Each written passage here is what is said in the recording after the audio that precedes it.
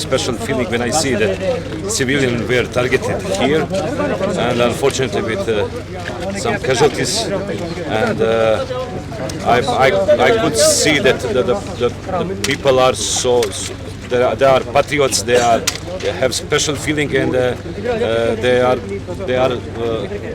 hosted us on the best way to show to be open and to tell what happened really. There is no evidence of any terrorist camp in this area.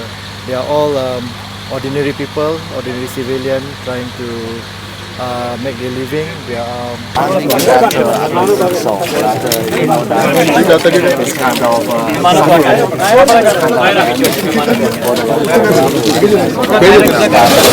the spirit of the community peacefully. Allegedly the Indian forces, which would be completely against all principles of civility and humanity.